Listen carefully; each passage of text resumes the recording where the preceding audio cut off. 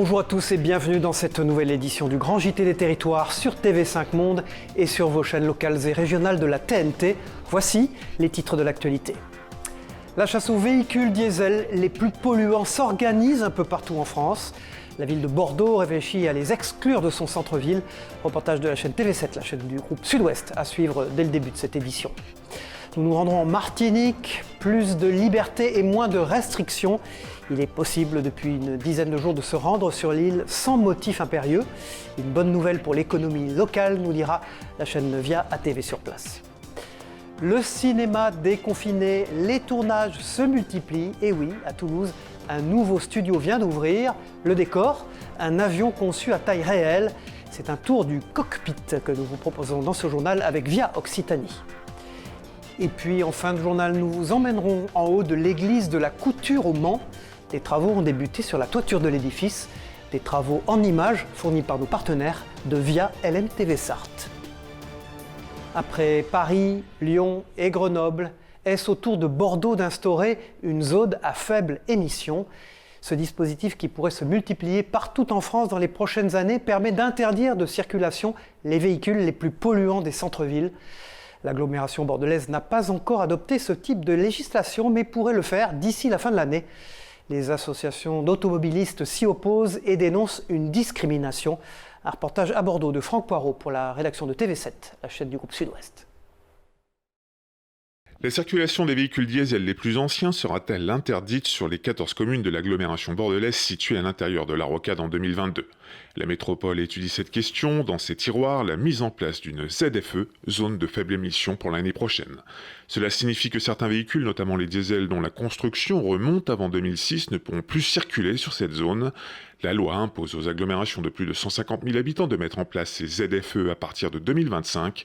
Celle de Bordeaux souhaite l'anticiper. Pour l'Automobile Club du Sud-Ouest, cette mesure ne fait pas preuve de justice sociale. Son président parle de zone à forte exclusion. Roulent dans ces voitures des gens, forcément, qui n'ont pas les moyens de s'acheter un véhicule neuf. Donc c'est une ségrégation et que l'on veut faire avec cette population. Selon cette association, ces ZFE pourraient exclure un grand nombre d'automobiles de l'agglomération bordelaise intra-rocade. Avec l'élargissement des mesures restrictives concernant les véhicules polluants, 7 véhicules sur 10 ne pourraient plus circuler en ville d'ici 2025 selon elle. Pour Claudine Bichet, vice-présidente en charge de ce dossier à la métropole et première adjointe au maire de Bordeaux, la mise en place d'une ZFE doit s'accompagner d'une stratégie de report modal vers les transports en commun, mais pas seulement. Paris a grandement communiqué ces derniers temps sur le dispositif d'accompagnement. On voit bien que des ménages très modestes, en fait, ont accès à des dispositifs supplémentaires de microcrédit qui peuvent leur permettre de s'adapter à cette situation. Pour acheter une voiture à 15 000 €, on va leur proposer un microcrédit à 2 000 ou 3 000 €. Non, c'est pas du tout dans le rapport. Une concertation auprès des maires des communes concernées par cette ZFE a été lancée par Bordeaux Métropole. Ils auront la charge de décliner dans leur ville cette règle d'interdiction de circulation des véhicules les plus anciens. Une concertation des habitants devrait avoir lieu prochainement. Si jamais cette ZFE ne fait pas l'unanimité au sein de la métropole, la ville de Bordeaux partira seule sur ce dossier fin 2021. La zone concernée serait alors située à l'intérieur des boulevards et sur une partie de la rive droite bordelaise. Une bonne nouvelle pour l'économie martiniquaise. Il en est fini désormais des motifs impérieux pour voyager entre l'île et le continent. Les passagers et notamment les touristes attendaient cette nouvelle étape avec impatience. Les premiers gros porteurs sont arrivés dès le 9 juin à l'aéroport Martinique Aimé Césaire. Un soulagement pour les commerçants aussi. Un reportage en Martinique de Johan Charpentier-Titi et de Marlène Mec pour la chaîne Via ATV sur place. Les premiers passagers exempts de motifs impérieux pour rejoindre la Martinique en provenance de Paris foulent le sol de l'aéroport Aimé Césaire et ils l'attendaient depuis longtemps. On a passé un hiver à espérer, et puis on a appris il y a 20 jours qu'à partir du 9, il n'y avait plus de motifs impérieux. J'ai attendu cette date pour être plus tranquille et voyager plus aisément. Satisfaction partagée par les commerces de l'aéroport. Cette nouvelle étape annonce pour eux des lendemains plus joyeux. Aujourd'hui, on sent qu'il y a un petit peu plus de mouvement sur l'aéroport. On voit du monde qui circule. Ça fait plaisir parce qu'on attend nos clients avec impatience. On s'est préparé, de toute manière on se prépare toute l'année. On sait que chaque année on a une forte période.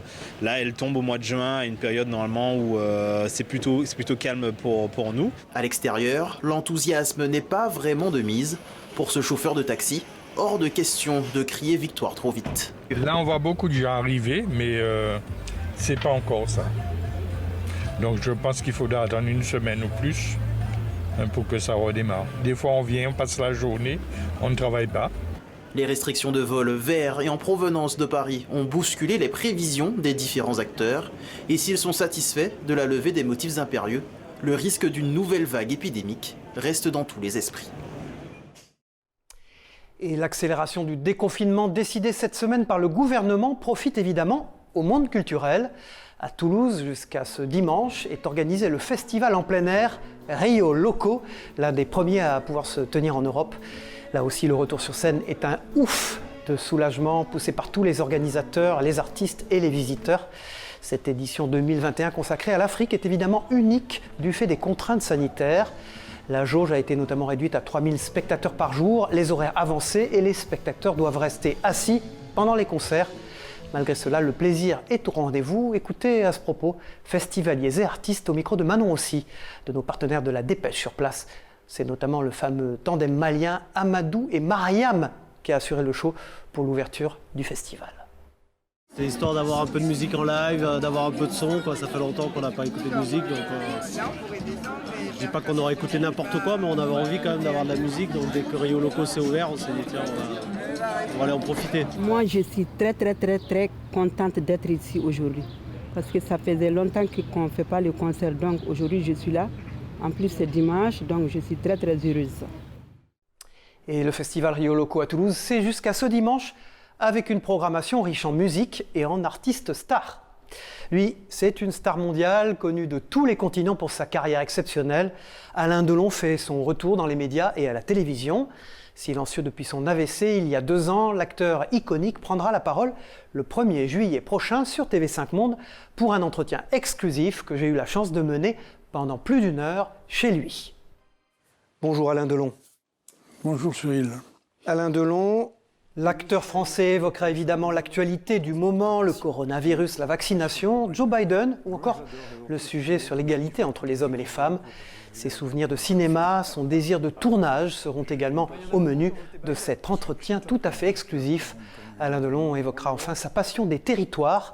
Vous pourrez ainsi découvrir un bout de cette interview dans un prochain grand JT des territoires.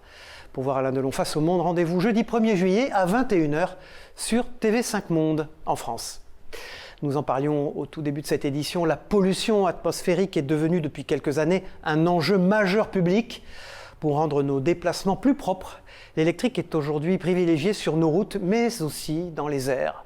À Brest, par exemple, le Vélisectro, un premier avion 100% électrique, vient de faire son entrée au sein de l'aéroclub local. Son autonomie de vol est de 1 heure, une découverte aérienne et écolo de Louis Floch de la rédaction de TBO, et la chaîne du groupe Le Télégramme en Bretagne. C'est une première mondiale et ça se passe à Brest. Depuis quelques jours, l'aéroclub de Brest-Finistère accueille le premier aéronef électrique certifié par l'Agence européenne de la sécurité aérienne.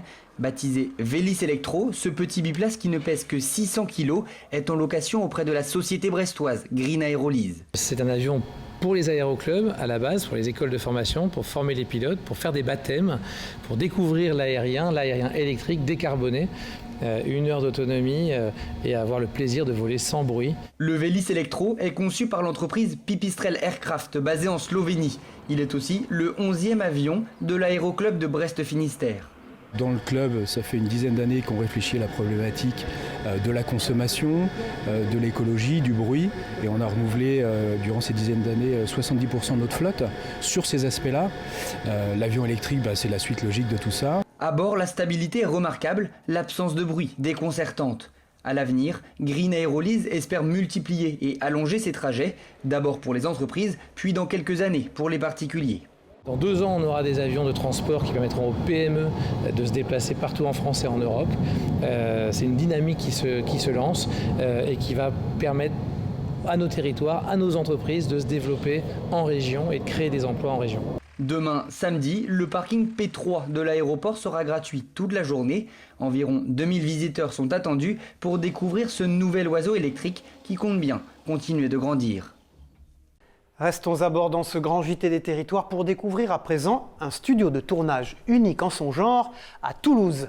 Celui-ci met notamment à disposition des professionnels un décor d'avion à taille réelle, 500 mètres carrés au total, et Stéphanie Forgeois y a posé sa caméra pour Via Occitanie. Regardez.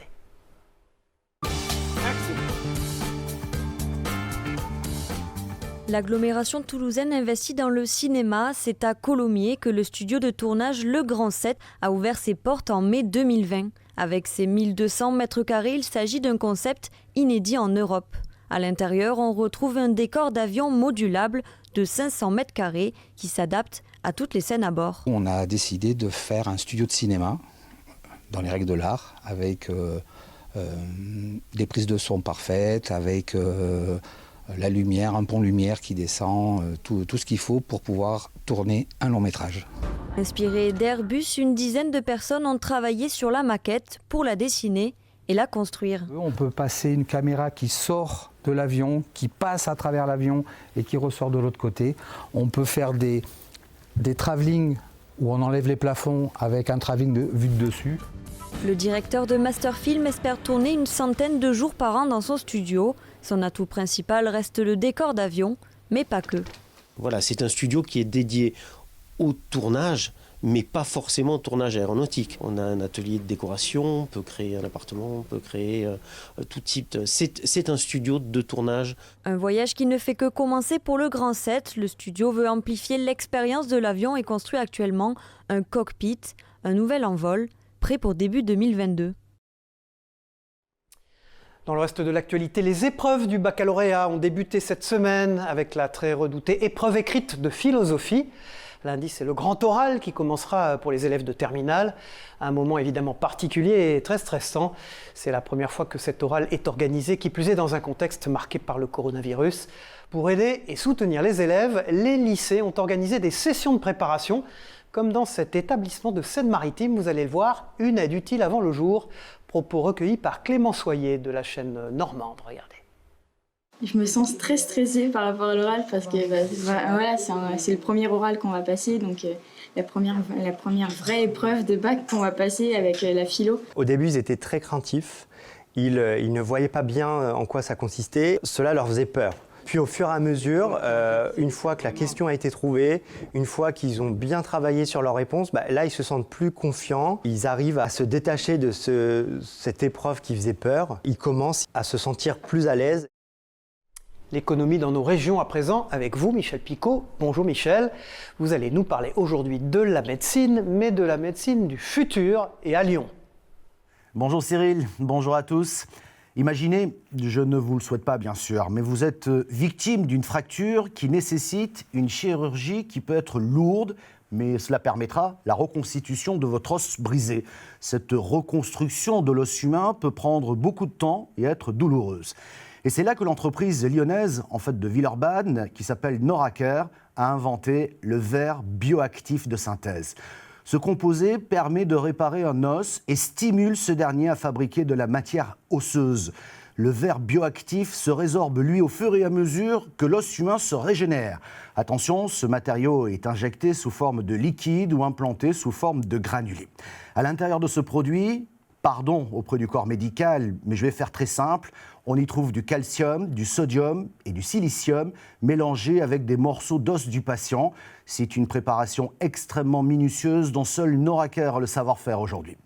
Les produits développés par l'entreprise sont des dispositifs médicaux implantables de classe 3 qui répondent aux exigences européennes. Leurs solutions sont utilisées par exemple pour une opération d'une hernie discale, un problème au genou et même en chirurgie dentaire. Et les applications sont immenses. L'innovation s'exporte aujourd'hui dans plus de 100 pays dans le monde et on n'a pas fini d'entendre parler de Noraker dans la médecine de demain qui est déjà une réalité aujourd'hui. Voilà, merci Michel Picot. On vous retrouve dans une prochaine édition du Grand JT des Territoires. Sans transition, intéressons-nous maintenant à un label peu connu, Amis des bébés, c'est son nom, un label rare que seules certaines maternités peuvent se vanter d'avoir. C'est le cas notamment depuis décembre dernier de l'hôpital Le Corbusier dans la Loire. Alors que veut dire précisément ce label pour les mamans et surtout aussi pour les nouveau-nés? Réponse avec Adrien Blétry pour TL7, la télévision de la Loire. Ça a l'air d'aller plutôt bien. Le petit Manoé a 2 jours, c'est le 2e enfant pour Marie, mais c'est la première fois qu'elle accouche ici. C'est quand même hyper familial. C'est vrai que c'est pas un grand hôpital. Donc on se sent vraiment très écouté, on sent vraiment qu'on s'occupe bien de nous, qu'on est vraiment très entouré, quoi. Le label s'appuie sur 3 principes, un environnement rassurant pour les familles, un esprit d'équipe au sein du personnel et le respect des besoins de la maman et du nouveau-né. L'objectif, c'est de se renouveler et de sortir des sentiers battus. De sortir du fait qu'on accouche forcément les jambes en position gynécologique. La maman elle-même, elle sait comment elle peut se positionner, comment respecter les besoins de son corps. Il y a donc plusieurs accessoires pour aider l'accouchement, mais il y en a aussi pour le préparer. Quelques heures avant la naissance, la salle nature est à disposition des mamans. On y trouve une baignoire adaptée, des lianes de suspension, des ballons de mobilisation, du matériel pour accompagner les mamans et les papas car eux aussi peuvent être largement présents. On propose à chaque papa de rester 1 nuit, 2 nuits, 3 nuits au contact de sa femme et de son bébé s'il le souhaite. Autre particularité avec ce label, c'est l'utilisation du pot à pot. Le but est de proposer à toutes les mamans de prendre leur bébé contre leur peau après la naissance pendant au moins 1 heure. Cette technique permet au nouveau-né de sentir l'odeur de ses parents et de l'habituer à son nouvel environnement. On s'en aperçoit beaucoup par rapport aux mamans aussi qui ont déjà plusieurs enfants et qui en revenant nous disent mais ça a vraiment changé dans votre accompagnement. On ressent vraiment le changement et c'est positif. Ouais. Il faudra l'entretenir, toute cette qualité au service maternité, car le label est attribué seulement pendant 4 ans avant de pouvoir être renouvelé. Et puis la période des foins a aussi débuté dans nos campagnes. Agriculteurs et producteurs ont profité ces derniers jours du beau temps pour faucher l'herbe et faire des boules de foin. Celles-ci serviront à nourrir le bétail l'hiver prochain, bien sûr. Et bonne nouvelle, cette année, la récolte est abondante et de qualité, comme ont pu le constater Ludovic Bizilla et Hélène Leplat pour Vosges Télévisions. Depuis quelques jours et pour encore quelques heures seulement avant le retour de la pluie, les tracteurs sont de sortie aux 4 coins du département. Sur ces images ce mardi, sur les hauteurs du Tillot, ici à Clézantaine, au nord de Rambervillers. On parle bien sûr de la coupe et de l'ensilage d'herbe pour nourrir les animaux l'hiver prochain. Jean-Louis et les 4 autres associés de l'exploitation familiale ont fauché ces derniers jours quelques 60 hectares. Et cette année, les rendements sont exceptionnels, 1/3 de plus qu'habituellement. Je suis sûr que là, on est à 35% de matière sèche, ce qui est le stade optimum pour ensiler, pour conserver toutes les valeurs nutritives de l'herbe et que le silo ne coule pas, donc il n'y aura aucune perte au silo. Ce silo, le voici, un silo horizontal qui sera rempli à ras-bord. L'opération consiste à optimiser la quantité d'herbe stockée en la répartissant et en la tassant, de l'herbe qui sera mangée par une bonne partie des 700 animaux de l'exploitation. Pour quasi 1 an, puisqu'on met aux vaches laitières, on met 8 à 10 kg d'ensilage d'herbe par jour aux vaches laitières, et les taurions en ont 7 à 8 kg. Un ensilage de qualité et en quantité, de bon augure après 2 années où les exploitations agricoles ont souffert de la sécheresse. Ça va nous permettre de pouvoir refaire un petit peu de stock et d'appréhender l'avenir un peu plus sereinement. Les prochaines rotations d'engins agricoles dans les parcelles concerneront les céréales, des moissons qui s'annoncent elles aussi satisfaisantes, à moins d'un coup de chaud à plus de 30 degrés fin juin, quand le blé est en fleurs. C'est un métier essentiel dans les campagnes et pourtant le manque de professionnels commence à préoccuper les autorités. Les vétérinaires ruraux peinent à être recrutés. En Corse notamment, le métier risque de disparaître totalement et l'activité est évidemment bien différente de celle des cabinets en ville. C'est pourquoi la rédaction de Corse Matin s'est intéressée dans son quotidien à Émeric Bernard, vétérinaire rural depuis plus de 20 ans sur l'île de Beauté. Regardez. Dans le rural, les vétérinaires se déplacent à domicile pour s'occuper des troupeaux. En Corse, ils ne sont plus qu'une petite vingtaine à prendre la route chaque jour, comme Émeric Bernard, qui officie sur la région ajaxienne. Le travail ne manque pas et est essentiel pour les éleveurs. Moi, si vous ne pouvez pas se déplacer, ce serait le bordel. Hein. C'est quand même un confort. Oui. Confort, on se connaît, tout le monde connaît tout le monde, ça fait bien, on fait confiance aussi. Hein. Là, on va faire les prises de sang sur 50 brebis et les béliers. C'est les suivis obligatoires annuels. On recherche de brucellose notamment, qui est une maladie transmissible à l'homme. Et on surveille, on s'assure qu'il n'y ait pas de brucellose dans les troupeaux pour pas qu'il y ait de contamination possible avec le lait ou le fromage. Parfois, le praticien doit aussi faire face à des imprévus avant de reprendre la route. Tant qu'à être là, on en profite. Qu'est-ce qui se passe? Il y a un petit souci sur la jument. Il assure un rôle de conseil auprès des propriétaires et de formation avec les apprentis. Ça apporte de la pratique déjà, chose qu'on ne fait pas pendant les 3 premières années à l'école, et aussi de se confronter un peu à la réalité, parce qu'on a beau nous l'enseigner, mais rien ne vaut la réalité du terrain. Le nombre de vétérinaires augmente dans l'île, mais la plupart s'installent en clinique et se spécialisent dans le canin ou le félin. Une facette du métier qui demande moins de contraintes. Les vétérinaires de campagne, eux, sont de moins en moins nombreux, dans une région où le rural, pourtant, représente une part importante de l'économie. Voilà, nous passons de la terre à l'eau dans ce grand JT des territoires, mais nous restons en Corse pour découvrir une activité étonnante, l'aquascaping. Le principe est assez simple, fabriquer des décors naturels pour aquarium. En Corse, une société vient de se lancer dans ce secteur et propose même des stages pour les passionnés. Kevin Panizzoli est aquascapeur. Il évoque son activité à Clara Marley, journaliste à Via Télépaese.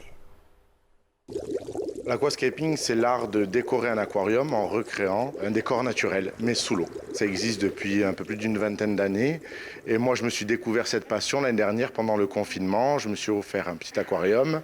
De là, je me suis renseigné un peu sur les réseaux sociaux pour essayer de faire quelque chose d'un petit peu sympathique, et j'ai découvert ce monde un peu extraordinaire. 100% de nos produits sont naturels, donc aucun plastique, aucune résine. On va essayer de faire avec tout ce qu'on trouve dans la nature, des pierres, du bois, des plantes, du sable, pour recréer ce monde justement sous-marin. Ce week-end, partout en Europe, se déroulent les Journées de l'archéologie. De nombreuses villes participent à cette 12e édition. L'objectif, c'est de sensibiliser le public à la diversité de notre patrimoine. À Limoges, vous allez le voir, les animateurs du service Ville d'Art et d'Histoire, accompagnés d'archéologues, entraînent des écoliers dans le quartier médiéval de la Boucherie. Ils percent ainsi les mystères des maisons à pans de bois.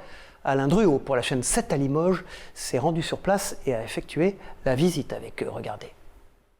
Près de 8000 scolaires arpentent les rues de Limoges avec le service Ville d'Art et d'Histoire chaque année. Il y a un petit plus aujourd'hui à l'occasion des Journées européennes de l'archéologie avec la présence d'archéologues.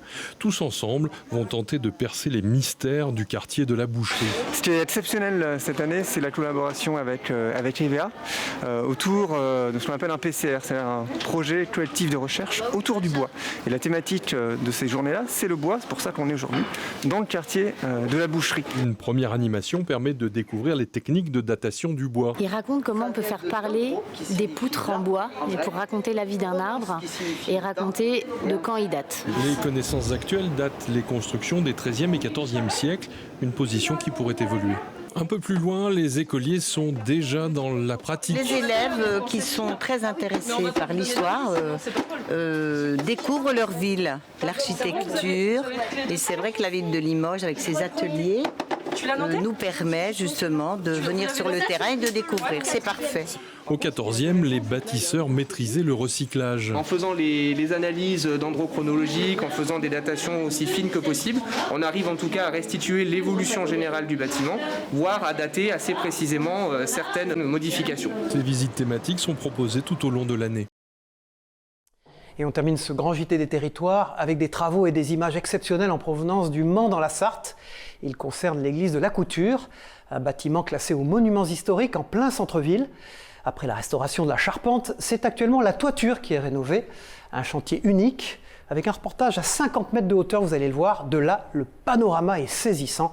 Anthony Piton pour Via LMTV Sarthe s'est rendu là-haut notamment. Regardez. Ce sont des travaux d'urgence qui ont commencé. La toiture de l'église La Couture est en cours de restauration suite à des infiltrations d'eau. La dernière ardoise qu'on pose, on laisse souvent une petite trace derrière ou un bout de papier. Et puis comme ça, ceux qui découvriront plus tard, ils verront en quelle année on a fait la couverture. Une façon de rentrer dans la grande histoire pour Alexis. L'édifice a été construit entre le 11e et le 15e siècle et est classé monument historique. Les ardoises qu'on est en train de poser là, on les pose exactement comme elles étaient avant. au clou. Alors on a fait quelques petites modifications techniques qui consistaient à mettre des ardoises coffines, parce que l'ardoise coffine va épouser complètement la courbe et du coup elle ne va pas se soulever quand il y a du vent. Objectif, préserver le patrimoine, mais aussi le valoriser pour le faire découvrir au public. Dès l'année prochaine, un guide conférencier assurera des visites.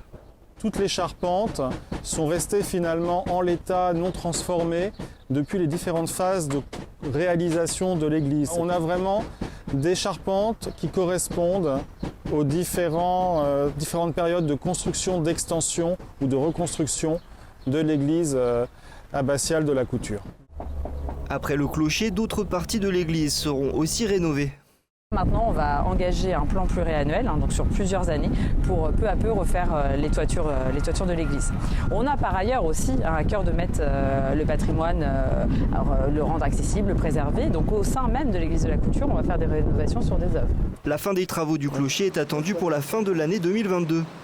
Coût de l'opération, 280 000 €. Voilà, c'est la fin de ce grand JT des territoires. Merci de l'avoir suivi sur vos chaînes locales et régionales et sur TV5 Monde.